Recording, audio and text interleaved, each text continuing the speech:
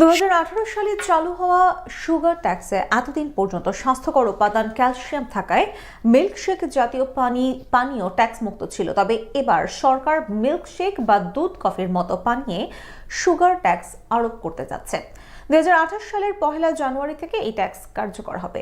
Budget ঘোষণার আগের দিন ব্রিটিশ পার্লামেন্টে এই তথ্য জানান হেলথ সেক্রেটারি ওয়েস স্ট্রিটিং। আরও দেখুন আফজাল হোসেনের ডেস্ক রিপোর্টে। সুগার ট্যাক্স সম্পর্কে সাধারণ মানুষের ভাবনাটা কি? I'm less likely to go out and buy a drink. Too many children that need dental treatment. It's purely a way to increase tax and make more money from us all. They're doing the right thing, but I can understand how people are mad about it as well. Sometimes you just need a pick-me-up, and I feel like the prices of everything is becoming ridiculous. আপনি হয়তো ধারণা করতে পারবেন না এই এক glass ড্রিঙ্কে চিনির পরিমাণ কতটুকু। কোনো কোনো ক্ষেত্রে এক গ্লাস মিল্কশেকে 16 চামচ পর্যন্ত চিনি থাকতে পারে। ব্রিটিশ পার্লামেন্টে হেলথ সেক্রেটারি জানান, শিশুদের মধ্যে স্থূলতা এবং মানুষের অতিরিক্ত চিনি গ্রহণ কমাতে এই সিদ্ধান্ত। Obesity robs children of the best possible start in life, hits the poorest hardest, sets them up for a lifetime of health problems and costs the NHS billions.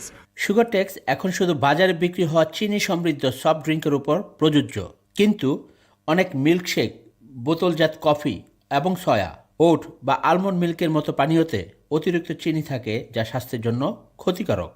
তাই এবার এই পানীয়গুলোকেও করের আওতায় আনা হচ্ছে। প্রতি 100 গ্রাম ড্রিঙ্কে 5 চামচ চিনি থাকলে সুগার ট্যাক্স দিতে হবে পানীয় প্রস্তুতকারক কোম্পানিগুলোকে। এক্ষেত্রে প্রতি লিটারে 19 থেকে 25 পেন্স পর্যন্ত ট্যাক্স গুনতে হতে পারে। নতুন এই নিয়ম চালু হলে পানীয় প্রস্তুতকারকদের চিনি কমাতে হবে, না হলে ট্যাক্স দিতে হবে।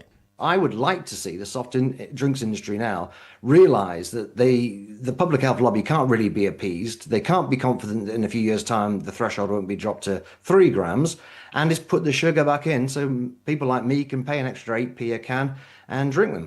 2028 সালের 1 জানুয়ারি থেকে মিল্কশেক বা কফি ড্রিঙ্কের ক্ষেত্রে সুগার ট্যাক্স কার্যকর হবে।